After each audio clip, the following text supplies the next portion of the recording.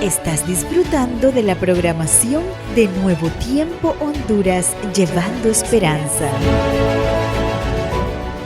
Sean cada uno de ustedes bienvenidos nuevamente a nuestro programa Retomando el Conflicto de los Siglos. Nuevamente queremos agradecerles, estamos felices y contentos de que nos estén acompañando una vez más y vamos a iniciar con una oración.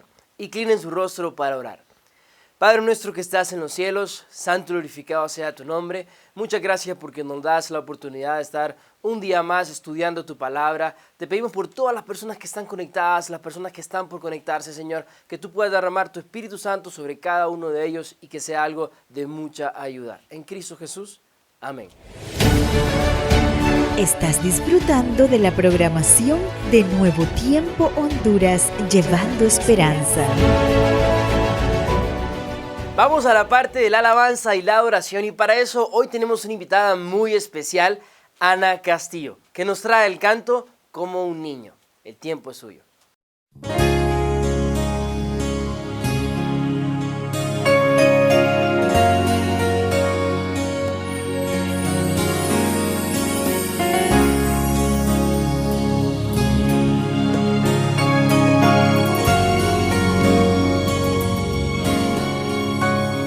Estaba allí al momento de nacer, cuando tú llorar era primera vez. Al pasar el tiempo, contigo caminé. Aunque no me viste,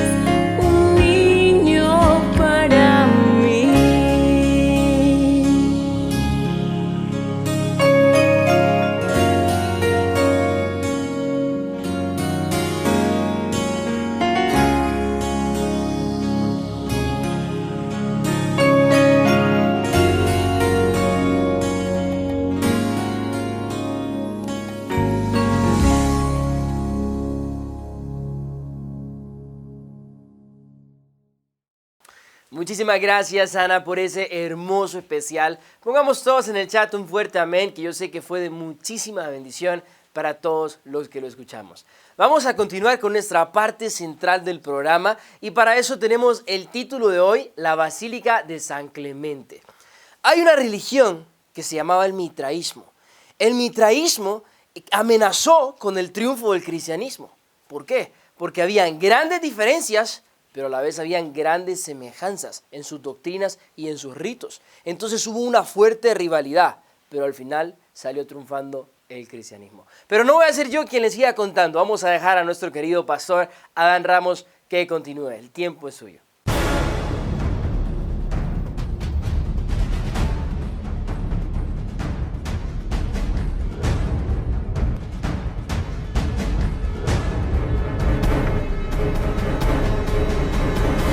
Aquí comienza su programa, Retomando el Conflicto de los Siglos.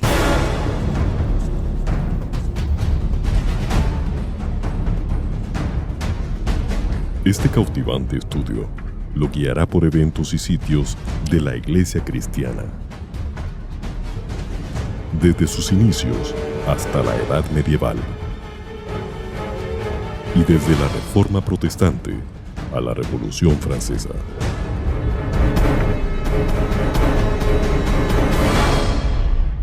Con ustedes, el pastor Adán Ramos. La Basílica de San Clemente, en Laterano, está situada a 300 metros de distancia del Coliseo romano. Esta basílica no es la más grandiosa de todas las iglesias que hay en Roma. Sin embargo, es una de las más interesantes y antiguas basílicas que hay en Roma. Fue construida antes del 385 después de Cristo y dedicada a San Clemente, el tercer papa según el listado de papas del Vaticano.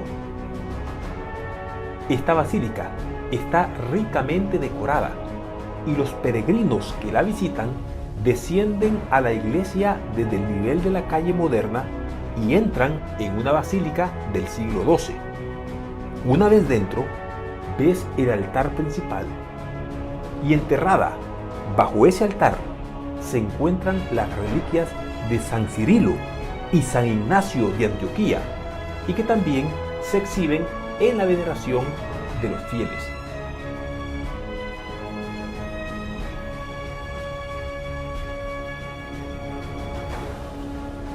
La iglesia inferior fue la sede de varios concilios durante el siglo V, restaurada en el siglo VIII y IX y destruida después por la invasión de Roberto il Guiscardo en 1084.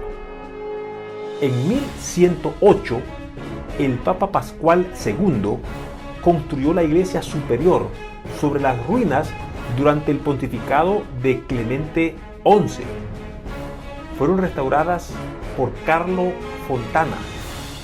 El arquitecto realizó la modesta fachada barroca utilizando las antiguas columnas de granito para el pórtico arqueado.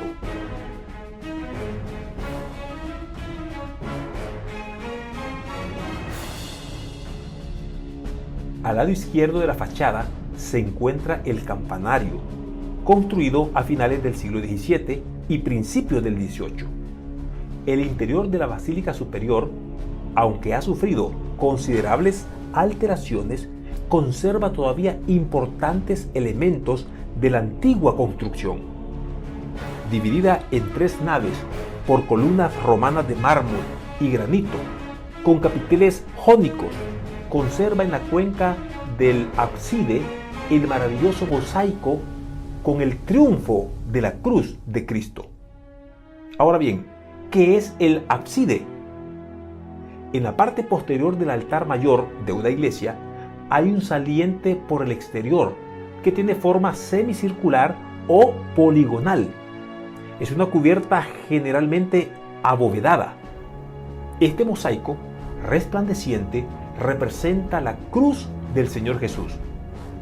como un árbol de vida abundante que invita a los peregrinos a contemplar el ministerio de la muerte de Cristo como fuente de creatividad y esperanza.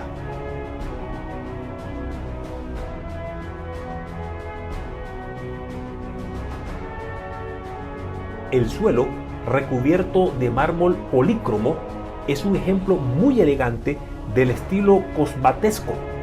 El estilo cosmatesco es un estilo geométrico de incrustaciones de piedra decorativa típica en la arquitectura de la Italia medieval, y especialmente de Roma y sus alrededores, y se deriva del Imperio bizantino.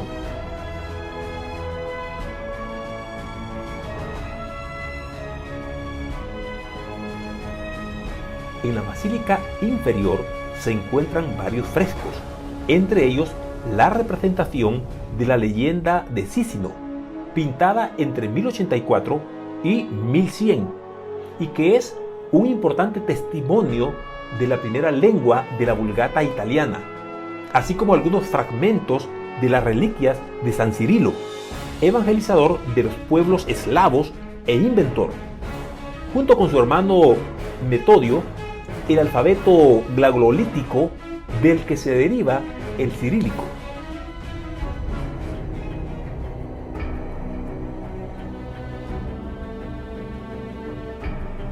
Descendiendo al nivel inferior, nos encontramos con la basílica del cuarto siglo. Allí se puede apreciar cómo la basílica inferior era más ancha que la que construyeron encima. Las tres naves de la basílica actual ocupan la nave izquierda y central de la antigua. Los refuerzos que pusieron en el siglo XII para soportar el peso de la iglesia superior coinciden con la planta de esta. Las columnas que dividían las tres naves fueron mantenidas en su sitio y todavía se ven incrustadas entre los refuerzos.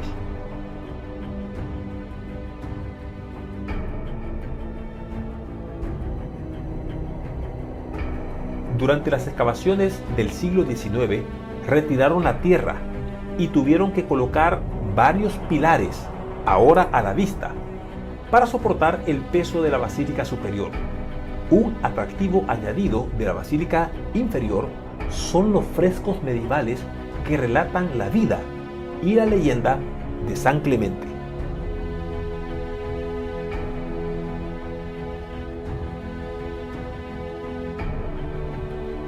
En el nivel más profundo de las excavaciones corresponde a los edificios del siglo I, donde se puede ver el subjetivo espacio de un mitreo, lugar de reunión para los adoradores de una antigua divinidad oriental.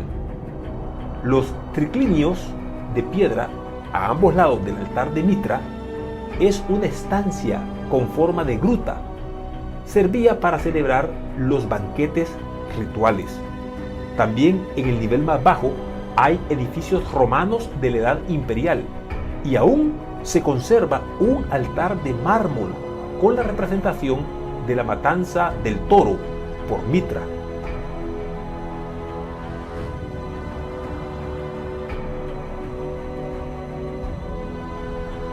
¿Por qué les hacemos este recorrido por la Basílica de San Clemente?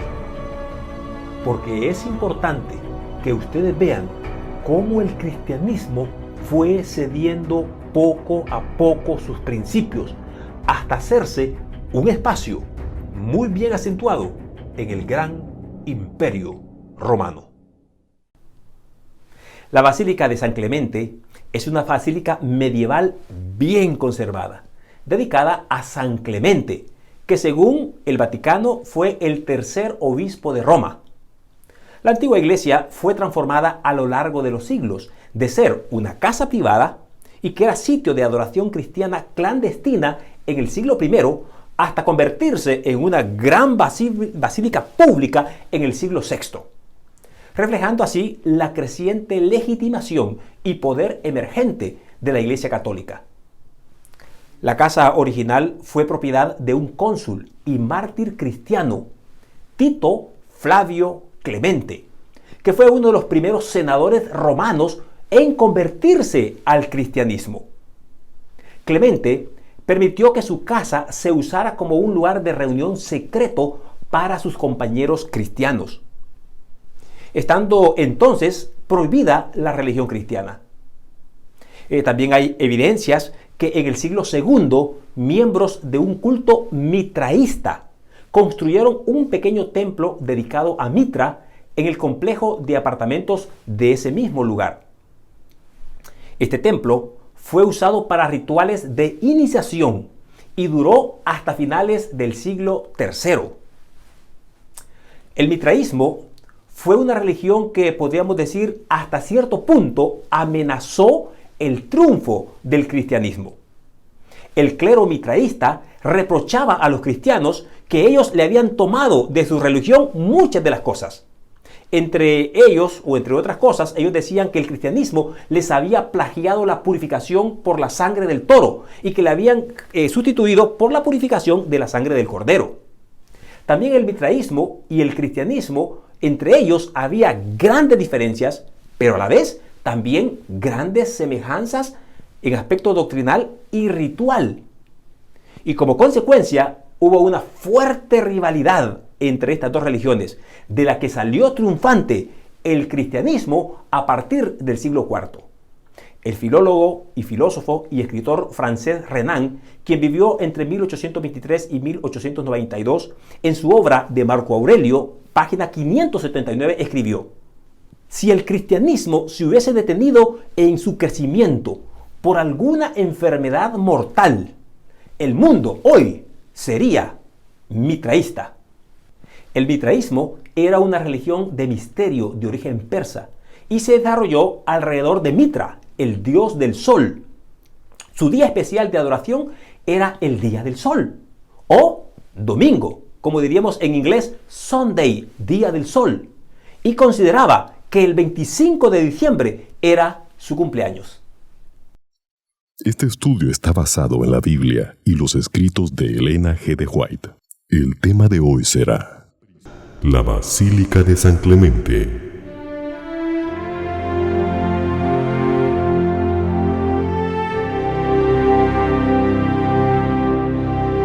Satanás se dio cuenta que entre más perseguía a la iglesia, más se multiplicaba. La persecución sobre los cristianos, en vez de disipar el evangelio, ayudó a que se esparciera en otros lugares, apoyando así el crecimiento de la iglesia. Ahora, ¿cómo cambió Satanás su estrategia para frenar al cristianismo? Pues bien, miles de cristianos eran encarcelados y eran muertos, pero otros los reemplazaban a ellos. Y los que sufrían el martirio por su fe quedaban asegurados para Cristo y tenidos por Él como conquistadores. Habían peleado la buena batalla y recibirían ahora la corona de gloria cuando Cristo viniese en las nubes de los cielos. Los padecimientos unían más a los cristianos unos con los otros y a su Redentor. El ejemplo que daban en vida y su testimonio al morir era un constante testimonio de la verdad.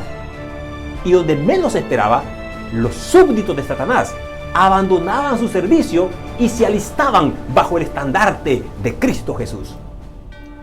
En vista de esto, Satanás se propuso oponerse con más éxito al gobierno de Dios. ¿Pero cómo lo haría? Lo haría implantando su bandera en la iglesia cristiana. Si bien podía engañar a los discípulos de Cristo e inducirlos a ofender a Dios, decaería su resistencia y su fuerza y su estabilidad, y ellos vendrían a ser presa fácil. Así que el adversario se esforzó entonces por obtener con sus artificios lo que no consiguió por la violencia. Así que cesó la persecución y esta fue reemplazada por las peligrosas seducciones de la prosperidad temporal, del honor mundano. Los idólatras fueron inducidos a aceptar parte de la fe cristiana, a la par que también rechazaban otras verdades esenciales. Cuando cesó la persecución, ¿qué cambios ocurrieron? Pues bien, los nuevos conversos que profesaban aceptar a Jesús como Hijo de Dios y de creer en su muerte y en su resurrección, pero no eran convertidos de sus pecados, ni tampoco sentían la necesidad de arrepentirse o de cambiar su corazón. Los paganos hicieron algunas concesiones y propusieron que los cristianos también hicieran sus propias concesiones para que pudiese unirse de esta manera en un terreno común de la fe en Cristo Jesús. ¿Cómo afectó a la iglesia primitiva este espíritu de compromiso? Pues bien, el apóstol Pablo, en su segunda carta a los tesalonicenses, predijo la gran apostasía que habría de reinar con el establecimiento del poder papal. A este respecto, el apóstol declaró: nadie os engañe en ninguna manera, porque no vendrá sin que antes venga la apostasía y se manifieste el hombre de pecado, el hijo de perdición, el cual se opone y se levanta contra todo lo que se llama Dios o es objeto de culto, tanto que se sienta en el templo de Dios como Dios, haciéndose pasar por Dios. Y además el apóstol advierte a sus hermanos, porque ya está en acción el misterio de la iniquidad. Segunda de Tesalonicenses 2, versículo 7. Y desde aquella época veía Pablo que se introducían en la iglesia errores que prepararían el camino para el desarrollo del papado. Poco a poco, primero solapadamente y a hurtadillas, y después con más soltura, conforme iban cobrando fuerzas y dominio sobre los espíritus de los hombres. Ese misterio de la iniquidad hizo progresar su obra engañosa y blasfema. De un modo casi imperceptible, las costumbres del paganismo penetraron en la iglesia cristiana. Ese espíritu de desacuerdo y de transacción fue coartado por algún tiempo por las terribles persecuciones que sufrió la iglesia bajo el régimen del paganismo. Mas habiendo cesado la persecución y habiendo penetrado el cristianismo en las cortes y palacios, la iglesia dejó a un lado la humildad y la sencillez de Cristo Jesús y de sus apóstoles y la reemplazó por la pompa y el orgullo de los sacerdotes y gobernantes paganos y sustituyó los requerimientos de Dios por las teorías y tradiciones de los hombres. Esa conversión nominal de Constantino a principios del siglo IV, como lo vimos en un programa pasado, causó gran regocijo y el mundo, disfrazado con capa de rectitud, se introdujo en la iglesia. Desde entonces, la obra de corrupción progresó rápidamente. El paganismo, que parecía haber sido vencido, más bien vino a ser el vencedor. Su espíritu dominó a la iglesia, dominó sus doctrinas, sus ceremonias y supersticiones fueron incorporadas a la fe y a los cultos de aquellos que profesaban ser discípulos de Cristo Jesús. ¿Por qué este compromiso resultó ser tan peligroso para la iglesia? Pues bien, la iglesia se vio entonces en gravísimo peligro. Y al comparar lo que supuestamente se había ganado, la realidad fue que la cárcel, la tortura, el fuego, la espada, se convirtieron en una bendición. Algunos cristianos permanecieron firmes, declarando que no podían transigir.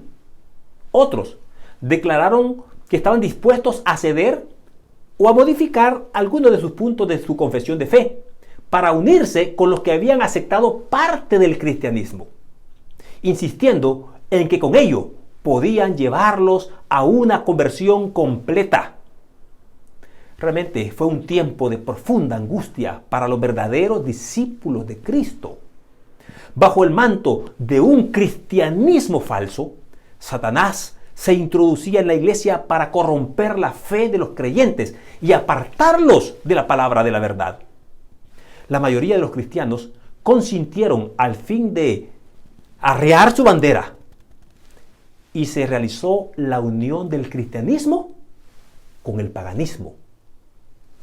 aunque los adoradores de los ídolos profesaban haberse convertido y unido a la iglesia, seguían aferrándose a su idolatría y solo habían cambiado los objetos de su culto por las imágenes de Jesús y hasta de María y de los santos.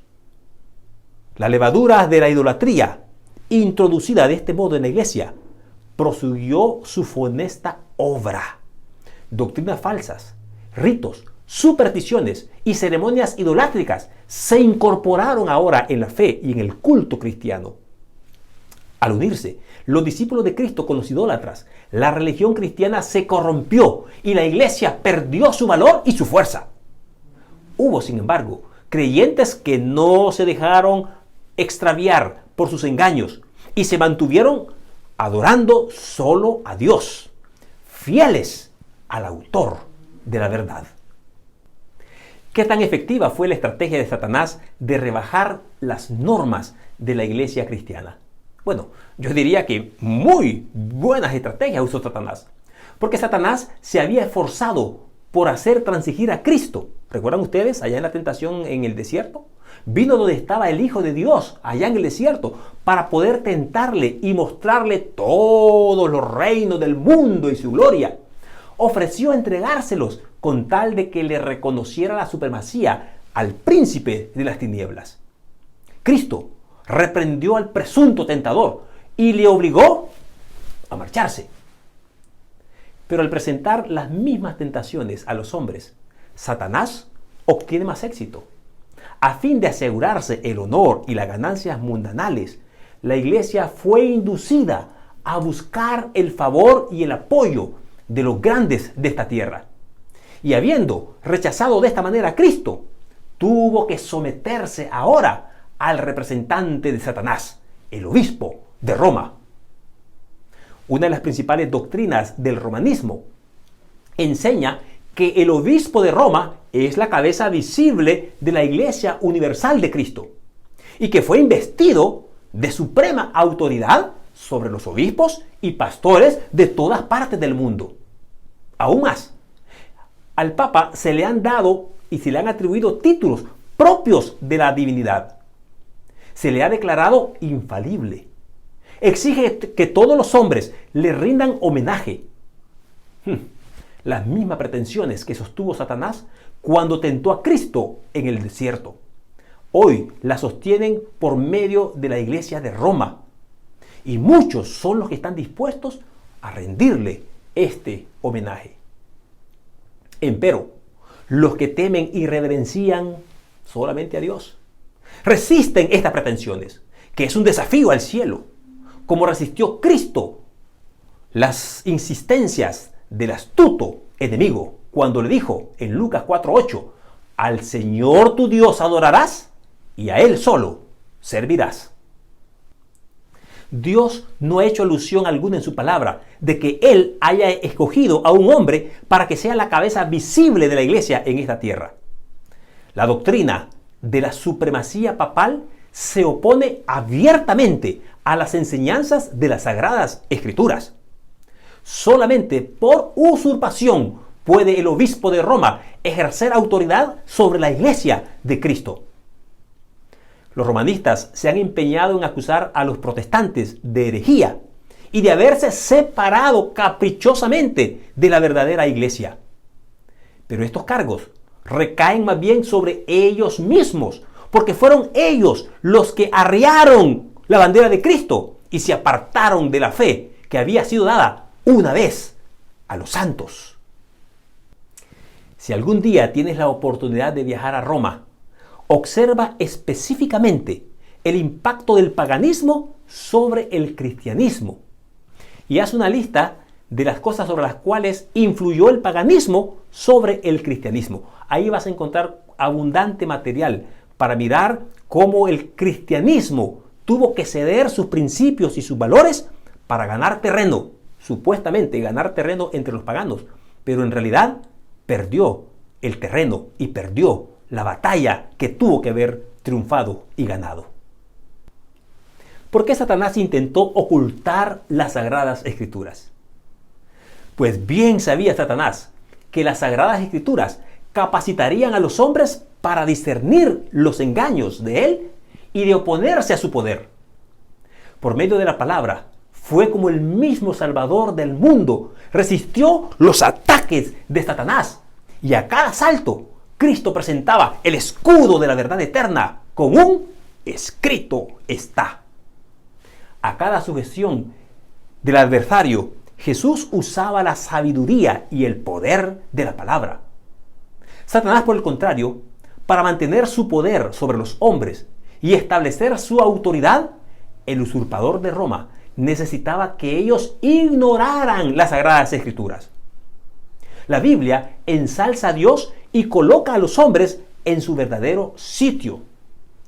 Por lo consiguiente, hay que esconder y suprimir las verdades de las palabras de Dios. Esta fue la lógica que adoptó la Iglesia romana. Por centenares de años, y ustedes lo saben muy bien si estudian la historia, centenares de años, que la Biblia fue prohibida, que la circulación de la Biblia no era posible. No se permitía a la gente que la leyese, ni que la tuviese en sus casas. Y sacerdotes y prelados, sin principios, interpretaban las enseñanzas de ella para sostener sus pretensiones. Así fue como el Papa vino a ser reconocido como universalmente, como regente de Dios en la tierra, dotado de autoridad sobre la Iglesia y el Estado. ¿Cómo nos muestra el ejemplo de Judas los resultados de aquellos que esconden sus pecados en una confesión de santidad? Nuestro Salvador Jesús enseñó que no se debe recibir en la iglesia a los que pecan voluntariamente. No obstante, unió consigo mismo a hombres de carácter defectuoso y les concedió el beneficio de sus enseñanzas y de su ejemplo, para que estos hombres tuviesen la oportunidad de ver sus propias faltas y enmendarlas. Entre los 12 apóstoles hubo un traidor.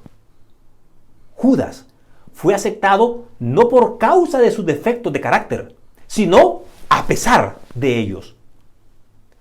Judas estuvo unido con los discípulos para que por la instrucción y el ejemplo de Cristo aprendiese lo que constituye el verdadero carácter cristiano y que así pudiese ver sus propios errores, arrepentirse de sus pecados y que con la ayuda y la gracia divina pudiese purificar su alma obedeciendo. Pero Judas no anduvo en aquella luz que tan misericordiosamente lo iluminó. Antes bien, abandonándose al pecado, atrajo las tentaciones de Satanás. Los malos rasgos de carácter llegaron a predominar su vida. Entregó su mente al dominio de las potestades tenebrosas.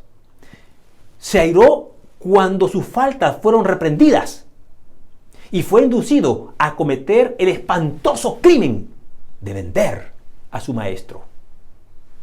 Así también obra todos aquellos que acarician el mal, mientras hacen profesión de piedad y aborrecen a quienes les perpetúan o les quitan la paz, condenando sus pecados. Como Judas, también ellos, cuando tengan la oportunidad de traicionar, traicionarán a todos aquellos que les han amonestado. ¿Cómo cesó entonces la persecución para la iglesia cristiana?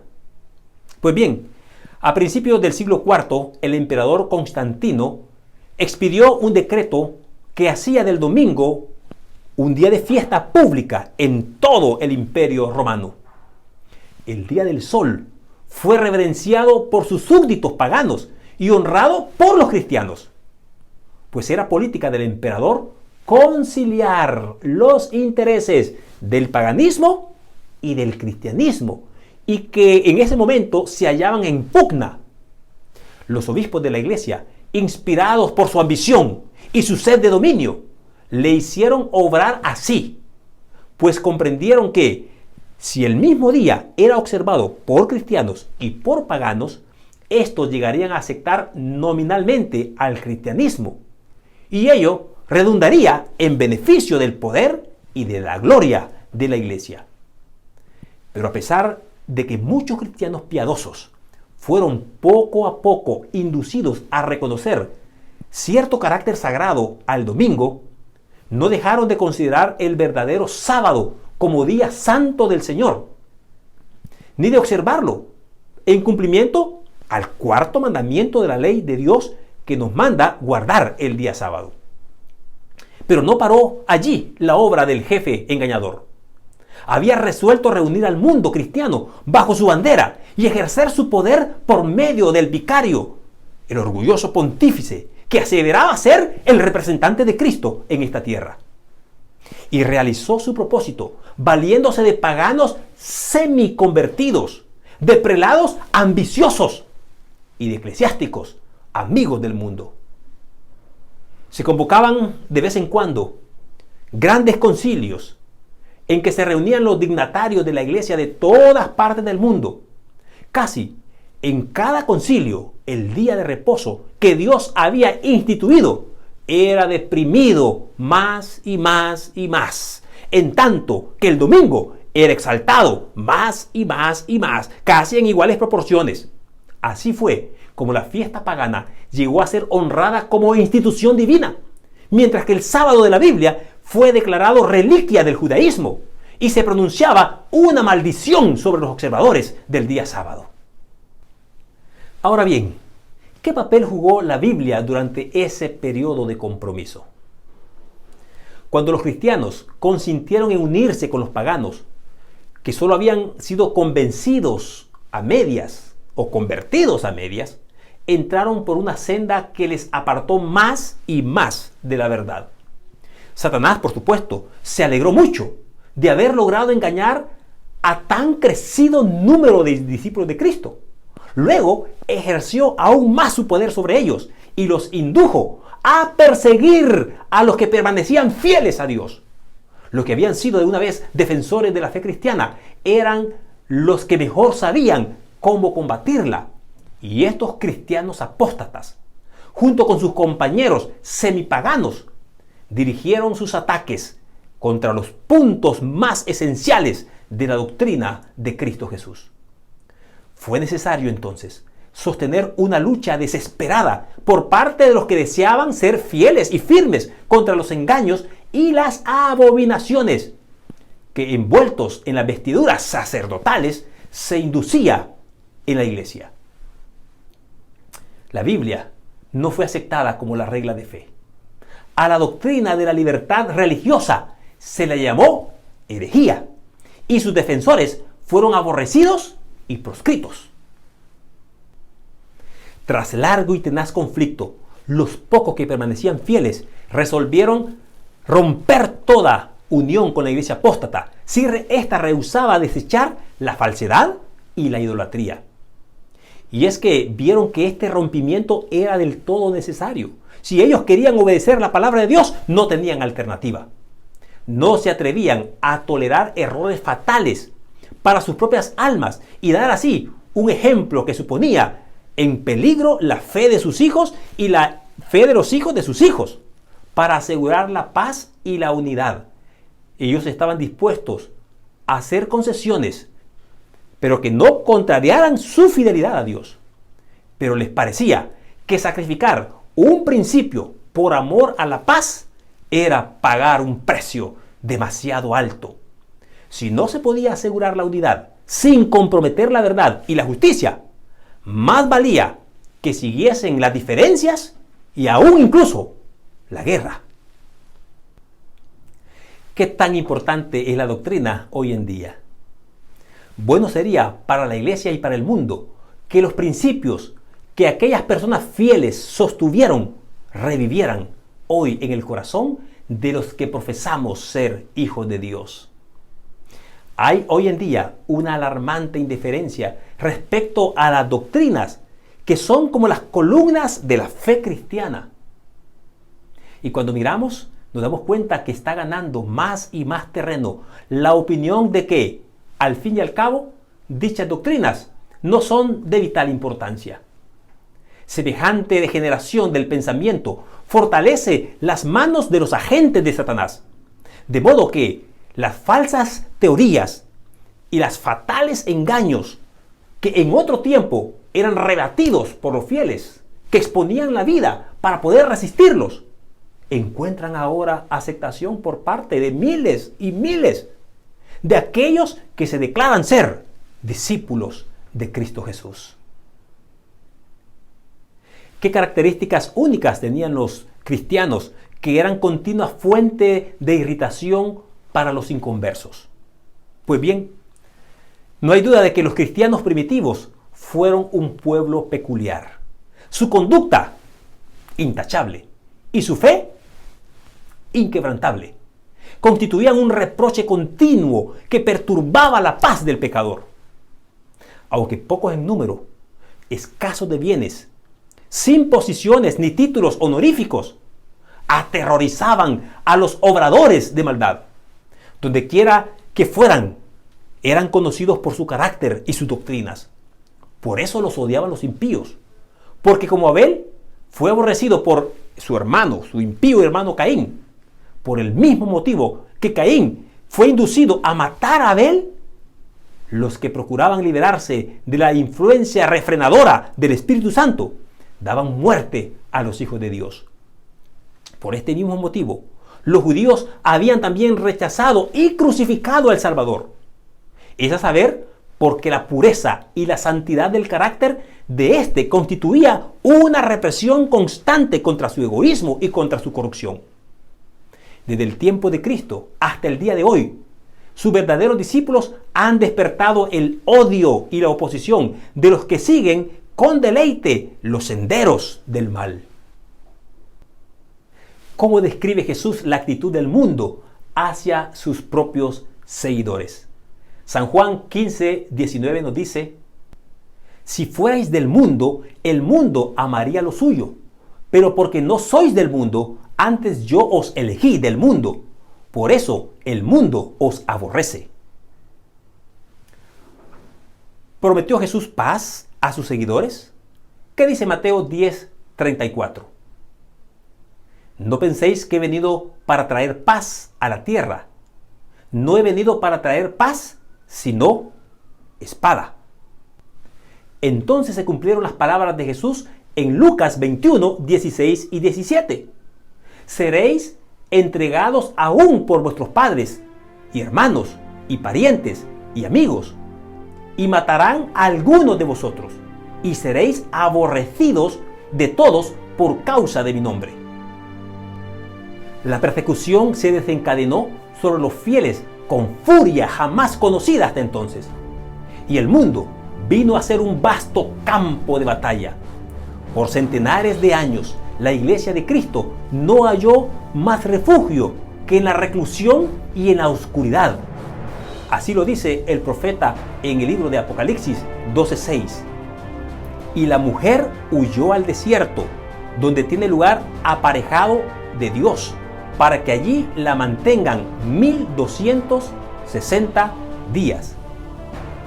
Mientras camino por las calles de Roma y visito esos sitios históricos del cristianismo, contemplo los grandes símbolos paganos que se introdujeron dentro de la iglesia cristiana. Mientras observo, también pienso y reflexiono sobre lo fácil que ha de ser absorbido por la sociedad que me rodea. ¿Es que acaso hoy en día es diferente? ¿Es que acaso hoy en día muchos de nosotros no nos hemos dejado absorber por las cosas que nos rodean, quebrantando así los principios y la fe que una vez abrazamos? Creo que también es oportuno pensar acerca de esa guerra interna que la iglesia cristiana tuvo que luchar entre aquellos que deseaban comprometer sus principios para ser populares contra aquellos que deseaban mantenerse fieles, firmes a la palabra de Dios. También quiero recordar cómo los apóstoles intentaron advertirnos acerca de los lobos rapaces peligrosos que rondaban a sus alrededores. Tengo que reconocer que aunque aprecio las bellas artes, pero oraré para que la misma nunca me haga distraerme de mis principios hacia mi Creador. quiero examinar mi vida. Porque quiero asegurarme que estoy haciendo la voluntad de Dios. Que no estoy haciendo ninguna concesión, ya sea esta cultural o lo que usted quiera, con tal de mantenerme fiel a los principios de Dios. No violentar la palabra de Dios. Es fácil en el mundo en que hoy vivimos. Mirar el mundo y seguir las costumbres del mundo. Por eso Jesús dijo, no te pido que los quites del mundo, pero te pido que los guardes del mal. Sí, mis queridos, vivimos en este mundo. No nos vamos a esconder del mundo y vivir como ermitaños. Vamos a vivir en el mundo porque somos la sal del mundo. Y para que la sal tenga que funcionar, tiene que mezclarse con la comida. Una sal en el salero no sirve de nada. La sal, para que funcione, tiene que mezclarse. Pero, ojo, mucho ojo y mucho cuidado. Mezclarse no significa ser influenciado por las costumbres del mundo. El cristianismo debe influir para que el mundo cambie hacia bien, no para que el mundo entre a su corazón, que fue lo que le pasó a esa iglesia, tristemente, que se dejó absorber por las cosas de este mundo. Por eso quiero invitarte hoy a que juntos nos comprometamos con el Señor a ser fieles a Él en todo momento, cada día, hasta su segunda venida. Y que aunque vivimos en el mundo y nos movemos en el mundo, que no nos dejemos absorber por las cosas que el mundo pone delante nuestro. Oremos.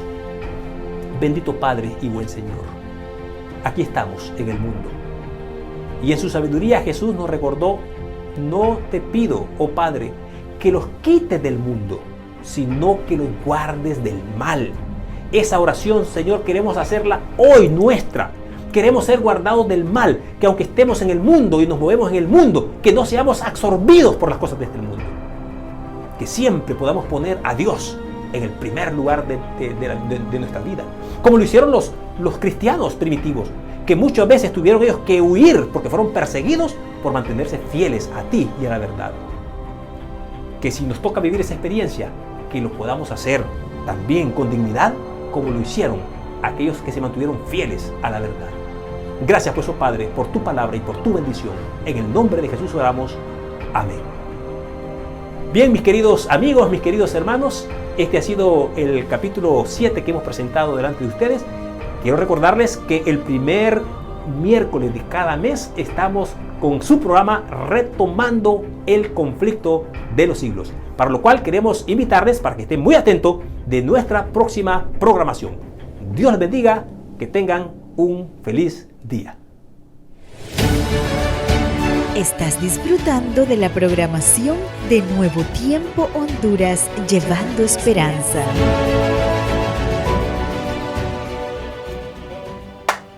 Muchísimas gracias, Pastor, por ese increíble resumen. Sabemos que aprendimos muchísimo el día de hoy. Los queremos seguir esperando a todas las personas que están conectadas. Recuerden, el primer miércoles de cada mes, retomando el conflicto de los siglos.